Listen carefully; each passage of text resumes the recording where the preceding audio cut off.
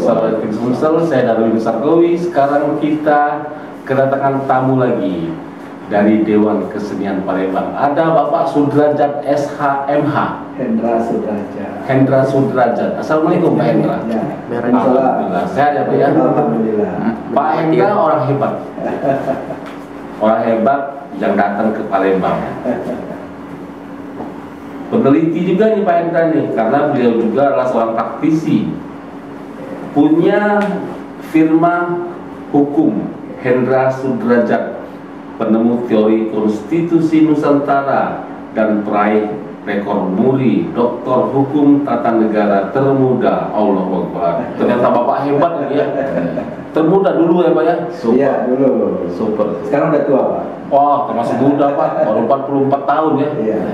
Gurunya beliau. Oh, Pak Hendra masih muda, doktor sudah. Doktor hukum tata negara. Pak Hendra bantu Dewan Kesenian Palembang juga. Pasti support terus nih. Oh, Pak Nasir, ya. Ada Bapak Nasir Rubai, Ketua Dewan Kesenian Palembang. Ya. Pak Nasir sehat? Alhamdulillah. Sukses dulu untuk Dewan Kesenian Palembang. Ya. Sudah ada perda kesenian untuk kota. Oh belum ya? Di ujung tanduk. Oh di ujung tanduk. Hampir. Kalau di tanduk itu bisa jadi bisa tidak. Oh jadi belum final ya? Kalau dia meleset jadi. Bukan tidak jadi bukan? Iya. Kalau dia meleset ini tidak jadi, gitu kan? Diharapkan jadi ya. Mudah-mudahan. Oke. So sampai mana Pak Nasir perda ini? Jadi kalau kita cerita perda ini sebenarnya kan ini memang adalah mimpi para prosesnya ya Palembang ya. Sudah beberapa tahun yang lalu dan terakhir itu sudah malah disusun, selain draftnya juga sudah berhasil disusun NA-nya, naskah akademiknya senior kita itu kalau tidak salah dari ada Kak Febri, ada Dr. Dedi, ada Mas Ali Panji, ada Didi Oskandar, dan satu lagi ada yang dari UIN itu, mereka yang menyusun naskah akademiknya. Sebenarnya juga menjadi kabar gembira juga karena memang selama 2 tahun yang lalu itu juga sempat diusulkan di DPRD, namun tahun kemarin itu ternyata oleh Dinas Kebudayaan itu ditarik. Yang pengajuan dan sudah mulai beberapa kali revisi ditarik dan diganti dengan raperda pemajuan kebudayaan. Nah ini juga sempat ganjing juga kan, beberapa kali bertemu. Saya waktu itu masih sekretaris PLT sekretaris dengan Pak Akman, beberapa kali negosiasi apakah memang tetap akan dimajukan perda kebudayaan atau tetap perda kesenian. Sudah beberapa kali bertemu dan juga sudah sama-sama deal-dealan ya. Katanya dukung dulu perda kebudayaan, nanti perda keseniannya kita atur melalui perwali. Tapi kemudian juga ternyata setelah kami konsultasi dengan pihak DPRD tidak memungkinkan. Kalau perwali itu sementara perdanya belum. Kalau misalnya kita menunggu perdanya yang masih dari nol ya, itu cukup lama nanti 2 tahun yang sudah ada naskah akademik saja sudah 4 tahun saja belum terrealisasi, apalagi kita nunggu dari nol lagi naskah akademiknya mungkin ya 4 tahun ke depan lagi baru terrealisasi. Jadi begitu. Lalu kemudian terakhir itu juga bertemu lagi ya, dan Pak Apan juga sudah membentuk tim draft dan naskah akademiknya sama Pak Hendra juga ya, sudah bertemu di Suradipa ya. Timnya juga kalau tidak salah ada Dr. Mas Ali Panji, Kak Febri, Pak ya, sama Genta. Ya, tapi kemudian akhirnya juga belum sempat ada kabar berlanjutannya karena kemudian kami mendesak ke DPRD waktu itu. Nah, ketemulah di Bapumperda. Nah, dari Dewan Pemperda itu kemudian baru jelas semua persoalannya itu. Akhirnya sempat juga ada argumentasi. Lalu sebenarnya kan walaupun diputuskan belum ada kesepakatan waktu itu memangnya. Tapi paling tidak memang yang kita harapkan itu kan adalah komitmen. Komitmen itu adalah bahwa Dinas Kebudayaan itu akan mendukung dan mensupport perda kesenian. Jadi kalaupun perda kebudayaan di tahap berikutnya. Itu sebenarnya kabar menariknya Oke. itu. Dan belum lagi, ada lagi. Dan ketika masa pencalonan Pak Ratu Dewa itu juga semakin deras. Dan kabar gembiranya karena Pak Ratu Dewa itu salah satu kandidat yang waktu itu menandatangani fakta integritas. Yang salah satu poinnya itu sebenarnya bukan hanya seni ya, dan juga budaya, banyak ada 9 item di dalam. Salah satu poin itu kalau seni itu ya 100 program 100 harinya itu merealisasikan pada kesenian. Nah sebenarnya memang sudah semakin ini senang gitu kan. Walaupun kemudian di tahap berikutnya ternyata tidak begitu mudah merealisasikan ini, sampai kemudian terakhir itu kemarin dapat informasi produk ini sudah tahap harmonisasi ya dengan kami Kemenkumham dan sudah dibawa ke Bapeda kembali. Tapi kemudian proses juga nyata tidak begitu semudah yang dibayangkan, karena ternyata komitmen ini ada beberapa pihak yang tidak bisa bukan tidak bisa dipegang, mungkin kurang bisa menjaga komitmennya ya, karena ternyata kemudian informasinya di Bapeda itu terakhir yang diajukan justru 2, jadi Raperda Pembangunan Kebudayaan dan Raperda kesenian ya, Raperda kesenian, kesenian. Padahal awal kemarin kan hanya Raperda kesenian kan, yang sudah punya naskah akademik, tapi ternyata kemudian ini dua-duanya katanya informasinya, dan itu juga prosesnya juga agak sedikit seperti sembunyi-sembunyi gitu. Pak Hendra, pentingnya Perda Pembangunan Kebudayaan itu seperti apa Pak Hendra? Jadi begini, saya kan bagian dari seorang aktivis ya, aktivis praktisi hukum ya. Kemudian yang kedua sebagai seorang akademisi dan pemerhati budaya. Kenapa saya katakan begitu? Karena sebagai seorang orang hukum, konstitusi sebenarnya itu adalah produk dari kebudayaan. Nah, saya baru terlibat pada proses sebuah ranperda di Kota Palembang, yaitu di Ranperda Pemajuan Kebudayaan. Saya bagaimana tadi disampaikan oleh Pak Ketua DKP, beliau juga ada di tim itu. Jadi untuk Ranperda kesenian kan sudah lama ini bergulir, saya belum bergabung di situ. Saya baru bergabung ketika mulai diwacanakan yang namanya Ranperda Pemajuan Kebudayaan. Dan tentu ada Pak Nasir, kemudian sebagaimana tadi orang-orang yang disebutkan tadi. Nah, kenapa saya bergabung pada tim itu? Karena melihat dari konstruksi hukum, maksudnya pada Undang-Undang Nomor 5 Tahun 2017 tentang Pemajuan Kebudayaan, kalau kita melihat di pasal 5 bahwa ada 10, pasal 25 bahwa ada 10 objek pemajuan kebudayaan.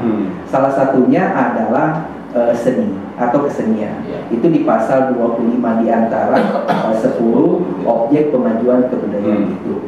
Kemudian diperkuat lagi secara yuridis pada tahun 2024, yaitu Perpres Peraturan Presiden nomor 115 tahun 2024 tentang rencana induk pemajuan kebudayaan. Di situ juga ada kesenian, sehingga menjadi bagian integral di 10 objek pemajuan kebudayaan itu.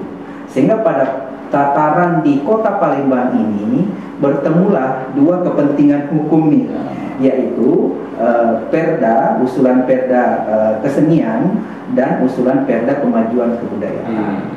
Dan tentu pemangkunya ini, pemangku kepentingan secara teknis kelembagaan OPD-nya adalah Dinas Kebudayaan Kota Palembang.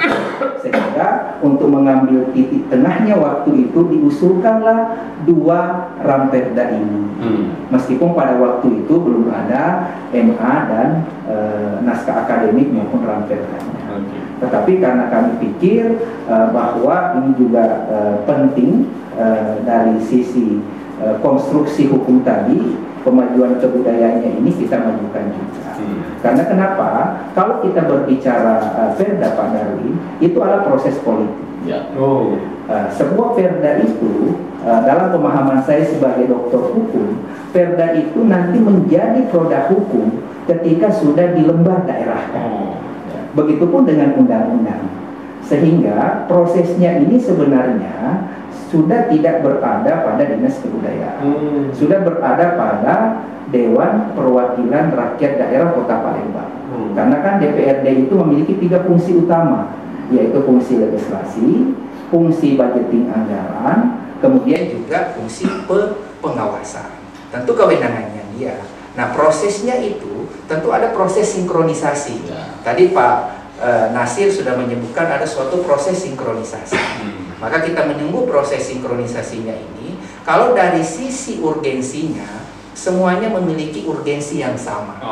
Di satu sisi, Perda Pemajuan Kebudayaan ada konstruksinya mulai dari undang-undang, kemudian Perpres, dan juga di satu sisi kesenian juga penting karena bahagian dari pasal 25 di Undang-Undang Nomor 5 Tahun 2017 tentang Pemajuan Kebudayaan. Jadi kalau dari sisi pentingnya sama-sama penting. Makanya kita tunggu prosesnya ini karena inilah proses politik Perda itu.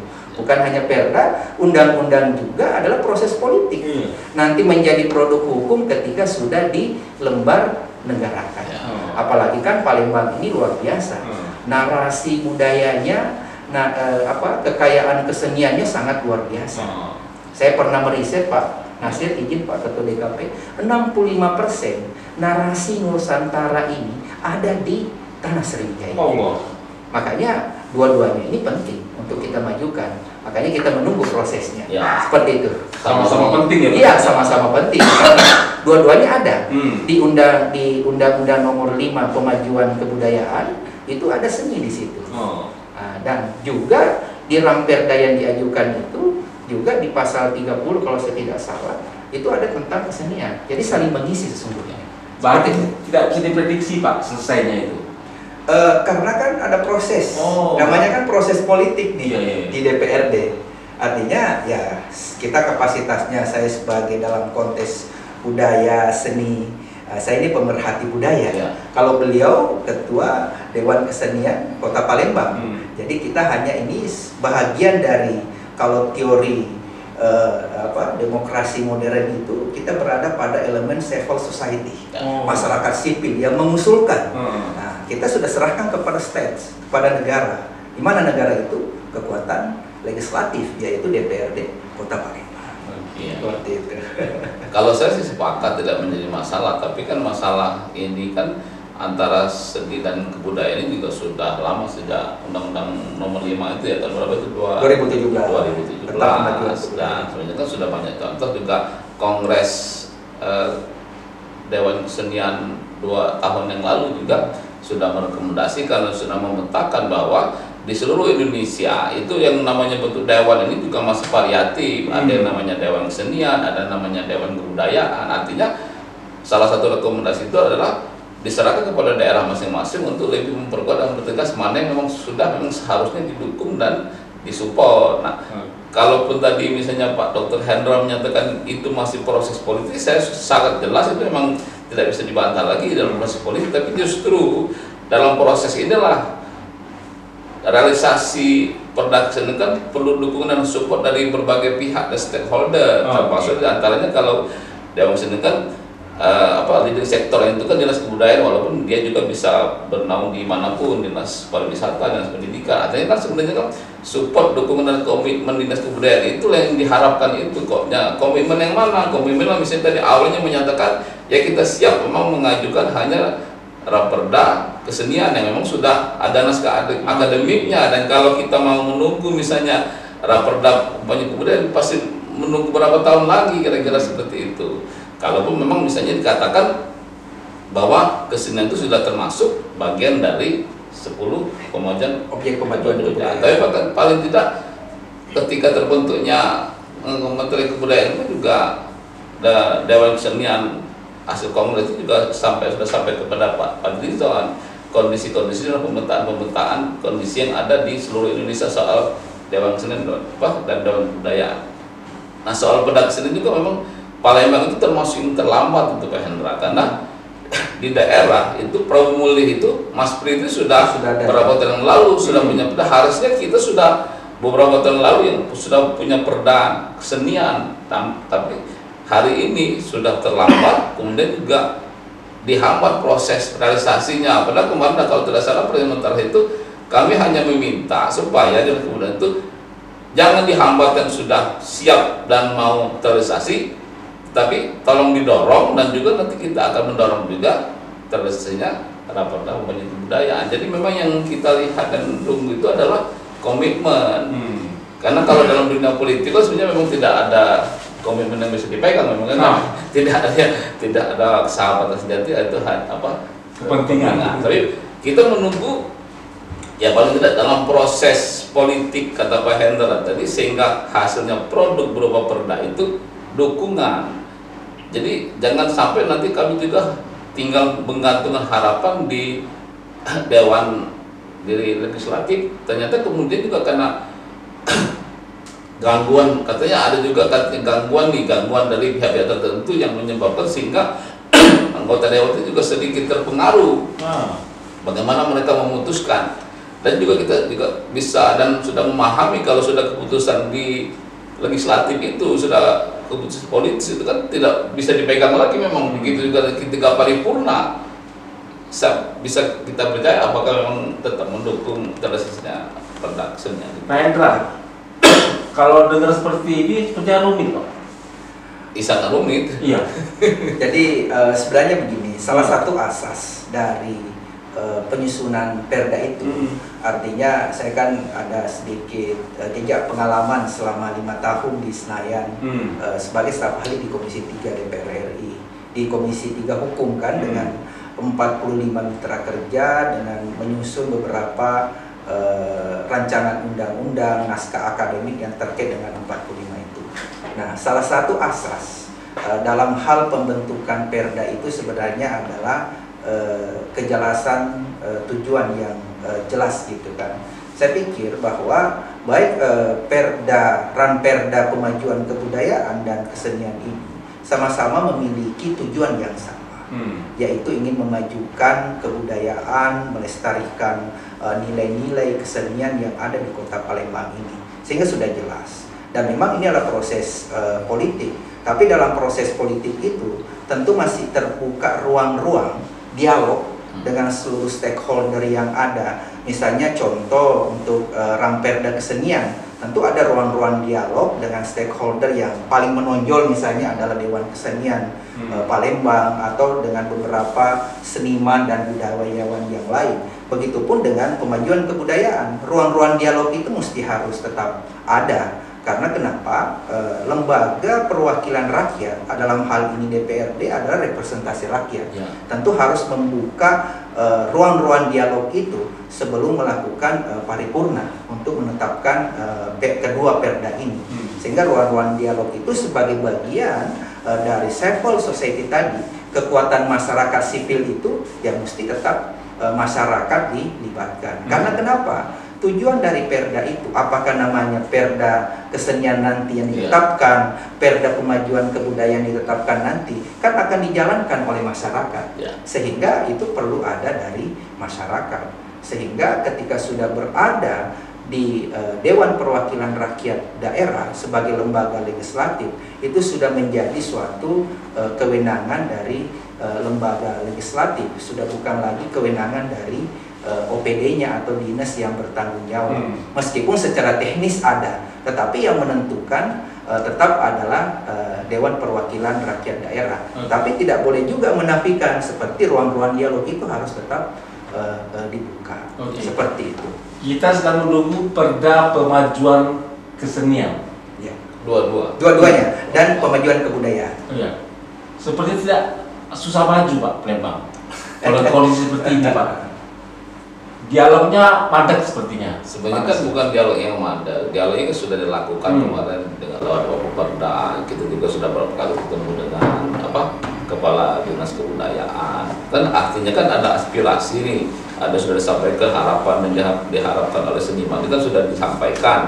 Nah, sebenarnya kan dalam dialog itu pihak terkait itu sudah menyatakan siap mendukung dan mensupport dan juga melakukan apa yang dihasilkan dalam pertemuan dan dialog itu. Tapi kemudian ternyata setelah itu berbeda lagi, karena seperti kemarin itu dalam pertemuan dengan Pak Perda itu saya bisa dapat informasi itu karena saya berusaha mencari sendiri informasi itu Pak. saya hubungi bagian hukum, saya hubungi Dinas Kebudayaan, saya hubungi Bapemperda, anggota dewan saya hubungi. Artinya memang ada jadwal bahwa Bapemperda itu memanggil pihak OPD untuk menanyakan bagaimana progres hasil perkembangan Raperda pemajuan kesenian. Itu yang kemudian kami dapat informasinya kan.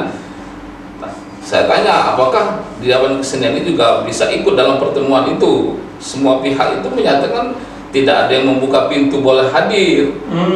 Jadi artinya kan menurut mereka ini hanya pertemuan antara legislatif dengan OPD. Saya bisa menerima kalau seperti itu, karena mungkin memang ada pembicaraan yang memang tidak boleh melibatkan orang luar antara legislatif dan OPD gitu kan. Tapi kemudian saya dapat lagi informasi malah ada terungkap di medsos salah satu lembaga itu, ternyata selain dari OPD ada teman kita Pak Hendra ini juga hadir di sana. Jadi kan tanda tanya, artinya kalau misalnya memang yang dibahas itu adalah bagaimana progres Raperda kesenian, tentunya mereka tidak menolak kalau kami juga hadir dan menunjukkan bahwa Dewan Kesenian atau seniman itu memang berharap dukungan dan membackup pembahasan tentang Raperda kesenian. Nah, artinya ketika pihak seniman di KP tidak boleh hadir, sementara pihak lain boleh hadir, artinya ada pembicaraan yang mungkin menafikan Raperda kesenian. Artinya ternyata ketika kita telusur lagi, ya memang seperti itu. Walaupun mereka menyatakan bahwa yang dibahas hanya Raperda kesenian, dan nanti ketika Paripurna 23 itu nanti ditetapkan apakah disetujui atau tidak Raperda kesenian dan apa. Tapi ternyata hasil pertemuan itu bukan seperti itu. Jadi yang real dispute itu mengajukan dua, Raperda kesenian dan Raperda pemajuan kebudayaan. Jadi memang ada kegiatan seperti itu. Semakin tidak jelas seperti apa. Saya pikir gini konteksnya. Pada saat itu ya saya hadir karena saya diundang kan. Jadi saya hadir, dan yang dibahas saat itu bukan pemajuan kebudayaan meskipun masuk agenda. Karena kenapa? Pada saat itu kan sudah ada NA dari Raperda kesenian. Jadi yang dibahas itu kesenian. Nah, pada saat itu baru terkait dengan pemajuan kebudayaan kan belum. Nanti dimajukan pada tahap selanjutnya. Nah, tahap selanjutnya sudah tidak tahu seperti apa. Karena kan posisi saya di sini, satu, saya tidak memiliki kepentingan apa-apa, satupun. Kepentingannya hanya satu, bagaimana kita memajukan Nusantara ini dengan 65% narasi Nusantara yang ada di kota Palembang.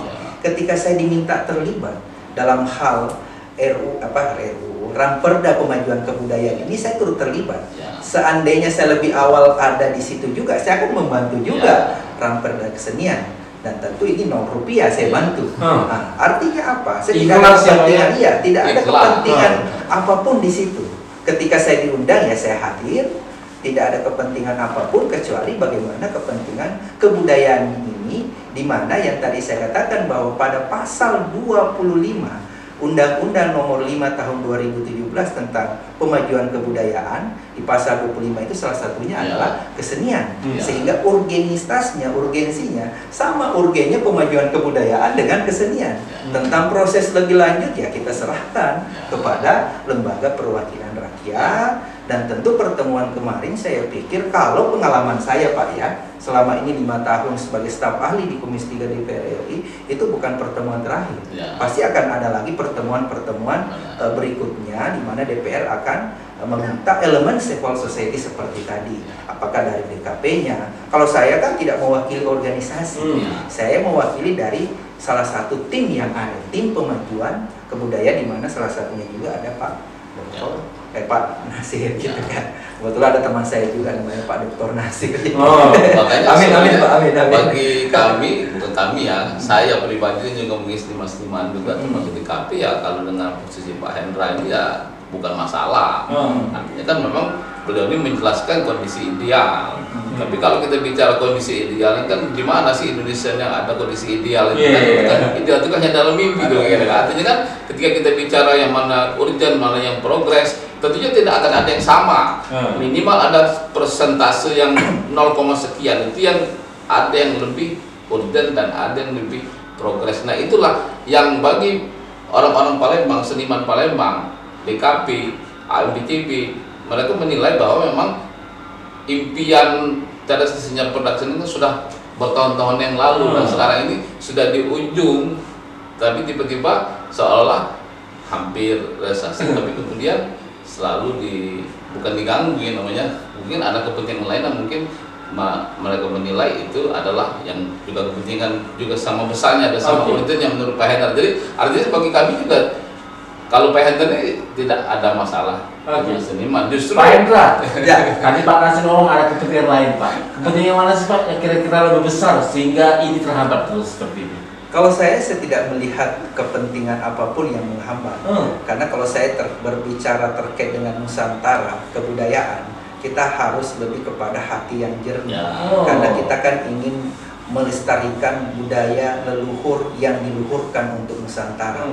Artinya ya kita dengan adanya konteks peraturan seperti ini kan kita ingin merawat tradisi kita, termasuk seni misalnya, termasuk budaya, termasuk permainan tradisional, termasuk tradisi lisan yang ada semua pada objek pemajuan kebudayaan. Sehingga ketika kita berbicara kepentingan, saya pikir tidak ada kepentingan di sini. Kepentingannya hanya satu, ingin memajukan kesenian. Beliau sebagai ketua DKP ingin memajukan kesenian. Terus teman-teman budayawan juga ingin memajukan kebudayaan yang ada di Kota Palembang. Terkhusus saya sebagai seorang praktisi hukum dan akademisi yang memberikan ilmu saya sesuai dengan apa yang saya bisa bantu. Karena kalau kita berbicara perda, banyak aspek yang harus kita lihat.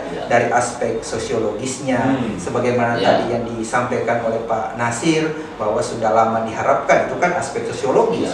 Di satu sisi juga kita harus melihat dari aspek yuridisnya, di mana pada sebuah perda itu kan ada nanti tahap sinkronisasi. Malah perda, saya dengar-dengar perda kesenian itu sudah masuk pada tahap sinkronisasi. Harmonisasi dan sinkronisasi. Artinya ketika harmonisasi dan sinkronisasinya, kita akan melihat juga dari tata urutan peraturan perundang-undangan yang ada. Aturan yang lebih tinggi tentu tidak, aturan yang lebih rendah tentu tidak boleh bertentangan dengan aturan yang lebih tinggi. Baik dari kesenian maupun pemajuan kebudayaan semuanya ada di situ.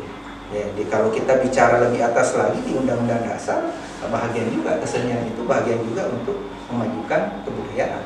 Sehingga urgenitasnya sama-sama urgen. Saya pikir tidak ada kepentingan meskipun ini adalah proses politik. Kenapa proses politik? Karena ada pada lembaga perwakilan daerah atau DPRD.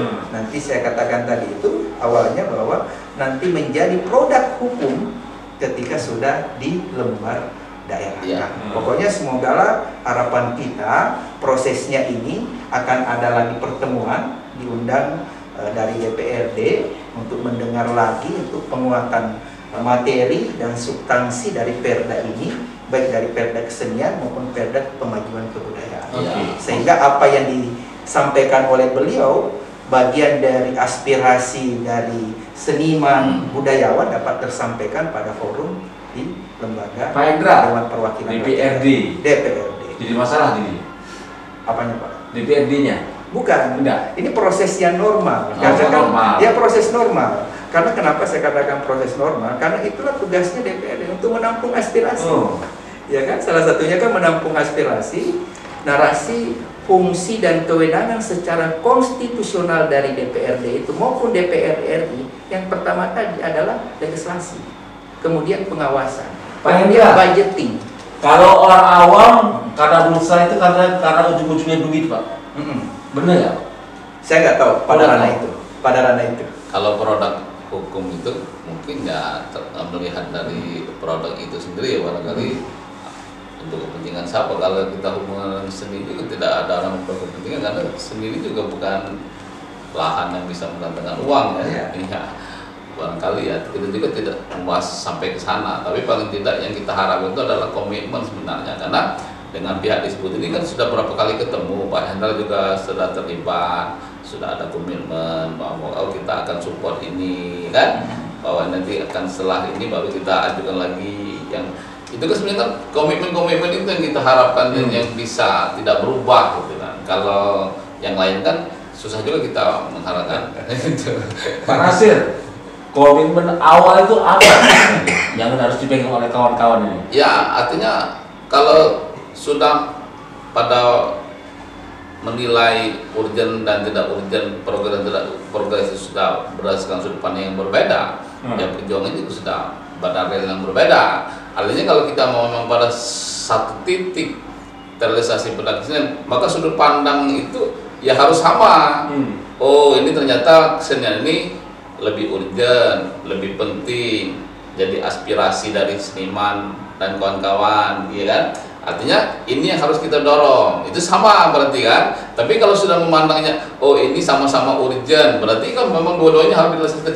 Nah, merealisasikan dua-duanya kan barangkali sesuatu yang agak mungkin susah untuk diharapkan bisa terrealisasi. Karena kenapa? Kalau kemudian nanti anggota dewan memutuskan sudah kita tolak dua-duanya, mau apa lagi kita? Artinya kan ini bakal diproses tahun depan lagi. Tidak bisa kita bayangkan yang raperda kesenian dibahas lagi tahun depan itu mungkin tahun kapan lagi akan terrealisasi. Begitu juga dengan raperda kebudayaan dibahas lagi tahun depan itu diperoleh gitu kan. Berarti kan akan semakin jauh lagi terrealisasinya. Artinya kan sebenarnya kan memang dari pemangku kepentingan ini, dari teman-teman seperti Pak Hendra ini yang punya pandangan dan persepsi yang sama, sehingga nanti goalnya itu satu. Kalau sudah seperti itu kan nanti memang sudah realnya sudah berbeda. Itu kira-kira. Tapi kan itu kan juga tidak menjadi masalah bagi kami karena tadi sebelum oleh Pak Nasir bahwa ada contoh di Pramuli itu selesai, Pak. Iya. Kenapa kita di Palembang jadi terhambat seperti ini, Pak? Kalau proses awal dari Ramperda kesenian itu kan saya tidak mengikuti dari awal. Karena saya kan baru terlibat di Ramperda Pemajuan Kebudayaan, sehingga kalau untuk mengomentari yang terkait dengan Prabu Muli terus dengan Ramperdanya ini saya bukan pada ranah itu. Karena kenapa? Saya tidak mengikuti prosesnya secara detail dan teknis. Itu pun di Ramperda Pemajuan Kebudayaan ini kapasitas saya sebagai seorang praktisi hukum, sebagai seorang akademisi yang diminta untuk memberikan sumbangsi pemikiran terhadap prosesnya ini. Makanya tadi saya share kepentingan, selain kepentingannya untuk memajukan kebudayaan dan juga mungkin kesenian yang ada di dalam Perda Pemajuan Kebudayaannya itu ada poin tentang seni dan kesenian. Andaikan Pak Darwin, saya sudah lebih awal terlibat, diminta terlibat di Ramperda kesenian, saya akan terlibat. Bukan hanya Ramperda kesenian, Ramperda yang lain pun saya siap terlibat. Sebagai seorang praktisi hukum, sebagai seorang akademisi, tanggung jawab moral saya untuk membantu teman-teman siapapun itu. Kan seperti itu. Jadi kalau untuk Prabu Muli, saya nggak bisa mengomentari itu karena saya nggak menghitung prosesnya. Masih ada kepentingan yang belum keluar ya, Pak ya? Sebenarnya kalau soal kepentingan kan kita juga tidak bisa mendetilkannya seperti apa kepentingan. Artinya kan yang jelas kepentingan antara pihak yang pemangku kepentingan itu dan pihak BKP dan seniman itu kan sudah berbeda kepentingannya. Dan walaupun mungkin memang sama-sama luhurnya, sama-sama baiknya kan undang-undang itu diciptakan untuk memajukan kebudayaan sebuah objek gitu kan. Jadi masalah itu kalau dibungkus dalam suatu wadah yang besar itu kan akan memerlukan waktu yang panjang untuk melahirkan Raperda Pemajuan Kebudayaan itu. Sementara yang satu poin saja itu tebalnya itu sudah cukup tebal itu Pak. Bagaimana kita bayangkan kalau kemudian 10 objek itu dijadikan satu, itu sangat detil juga akan sangat tebal. Makanya memang kalaupun katanya nanti diatur di perwali atau peraturan lebih di bawahnya lagi, mungkin yang lebih baik itu ya kita realisasikan saja dulu yang sudah jadi ini maksudnya. Nah, satu bahasanya itu yang sebenarnya beberapa kali itu sudah ketemu. Satu bahasanya itu Pak, bahasa sudah ketemu, oke kita dorong nih sama-sama nih, tapi kemudian berubah lagi, ya itu kan, nah itu yang memakai sebagai komitmen yang tadi.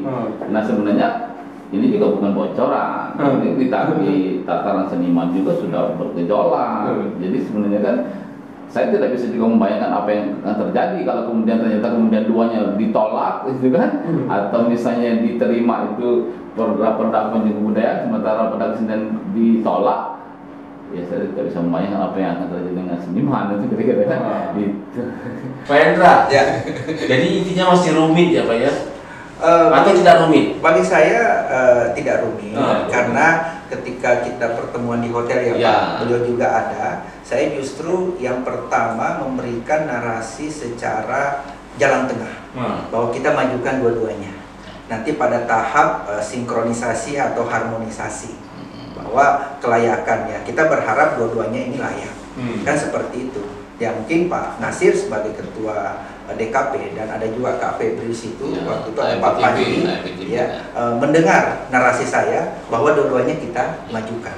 Pasti Pak Nasir dengarkan waktu itu, sehingga bagi saya tidak terlalu rumit kalau dua ramperda ini sama-sama memiliki kepentingan yang sama sebenarnya, sehingga tidak rumit ketika kemudian kita menyamakan persepsi kita masing-masing. Karena perda ini hanya sebuah jalan, jalan untuk memajukan kesenian, memajukan kebudayaan. Tinggal bagaimana kita menyatukan persepsi tadi itu, tidak ada miskomunikasi sehingga jalan kita sama sebenarnya untuk bagaimana kita memajukan kebudayaan dan juga kesenian itu.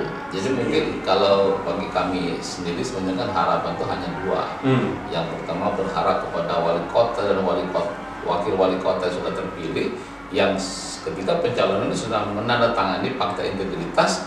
Salah satu itemnya adalah merealisasikan perda kesenian. Itu saja, artinya kalau ada yang di bawah, personil bawahnya tidak sesuai dengan apa yang menjadi garis dan program pimpinan, berarti kan harus disikat. Itu kira-kira berarti kan tidak mendukung program wali kota. Makanya mungkin dalam seperti saya menghimbau dan menyampaikan kepada Pak Wali Kota, Pak Riyadi Dewa dan Pak Prima Salam, barangkali kalau memang programnya merealisasikan pada kesenian, sementara ada yang di bawah tidak mendukung, ya sikat saja. Wah, itu bisa main tangan besi ya Pak Nasir? Bukan harapannya. Tapi kalau memang bisa direalisasikan, alhamdulillah. Dan yang kedua, mungkin kita juga berharap kepada para anggota dewan di legislatif itu nanti yang bisa mempertimbangkan sesuatu yang barangkali mempertimbangkan mudarat, manfaat, dan barangkali kepentingan yang untuk yang kepentingan yang lebih banyak. Karena selama ini memang dari 10 objek kebudayaan itu yang sudah terbentuk lembaganya dan sudah memang komitmen dan bergerak secara konsisten itu ya Dewan Kesenian Pak. Dari 9 objek itu. Kalau bahasa sudah ada balai bahasa. Kalau ritus itu kita juga harus mencari tokohnya, sosoknya siapa. Apa kalau olahraga tradisional sudah ada kormi, kira-kira begitu kan. Kalau pengetahuan tradisional, kemudian teknologi tradisional juga belum ada bentuknya. Artinya kan memang yang memang progres itu ya kesenian. Nah itu persamaan menilai inilah yang mungkin kami harapkan bisa menjadi dukungan dari teman-teman seperti Pak Hendra ini. Tapi kami tidak menyalahkan pendapat beliau, memang semuanya sama-sama penting dan urgent. Tapi paling tidak kalau Pak Hendra juga berpendapat seperti itu rasanya seperti obat. Pak Nasir sudah belum ketemu dengan wali kota kita, Ratu Dewa, terkait dengan kondisi seperti ini? Bertemu belum, karena memang beliau sibuk kan.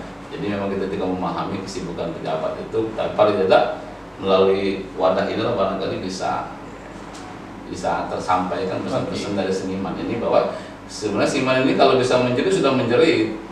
Ya, tapi kami kan tidak bisa menjerit itu bukan berarti tidak bisa, tapi memang tidak ada suaranya lagi. Sudah habis suaranya. Itu kira-kira. Pak Hendra, apa yang kita inginkan setelah berbicara seperti ini, Pak? Sebenarnya yang kita inginkan, apapun itu produk hukumnya, dalam bentuk perda, apakah nanti pemajuan kebudayaan bersama dengan kesenian, kita berharap bahwa apa yang menjadi kekuatan Nusantara, yang saya katakan tadi 65% yang ada di Kota Palembang ini harus kita rawat. Artinya apa? Jangan sampai dengan adanya usulan ramperda pemajuan kebudayaan, ramperda kesenian membuat kita terdikotomi pemikirannya. Ini kan kita harus menyatu. Ya, kita tidak boleh berpadu, kita tidak boleh beradu, tapi kita harus berpadu. Itu yang paling penting, karena kunci utama untuk kita memajukan Nusantara ini dengan kebudayaan, dengan berkesenian, kita harus berpadu, kita tidak boleh beradu. Karena kenapa? Itulah tradisi leluhur yang diluhurkan, yang diajarkan baik nilai-nilai kerajaan Sriwijaya maupun Palembang Darussalam itu, Kesultanan Palembang Darussalam, kita harus berpadu, tidak boleh beradu. Wah, sudah lengkap nih Pak Hendra. Pak Nasir, terima kasih Pak Hendra. Pencerahannya terima kasih lagi. Belum belum. Sebenarnya kan kalau bagi seniman itu ya hanya bisa berharap ya, berharap apa yang seperti apa Pak Nasir? Ya, apa yang selama ini disampaikan berupa aspirasi seperti produk kesenian itu, artinya kan itu harus direspon. Responnya apa? Didukung, disupport oleh siapa? Mungkin oleh pemangku kepentingan, oleh eksekutif, oleh legislatif, mungkin atau akademis seperti itu Pak Hendra, sehingga memang kita berharap angan-angan kondisi ideal seniman itu juga bisa terrealisasi, karena dengan terrealisasinya Perda pun bukan berarti sudah beres semua persoalan, tapi paling tidak kan kita punya payung hukum. Nah, payung hukum inilah yang mungkin kita harapkan. Saya kira itu. Oke, Pak Nasir, terima kasih. Semoga sukses untuk Dewan Kesenian Palembang. Pak Hendra, sukses untuk Pak Hendra secara pribadi dan secara kelembagaan. Terima kasih. Wassalamualaikum warahmatullahi wabarakatuh. Waalaikumsalam.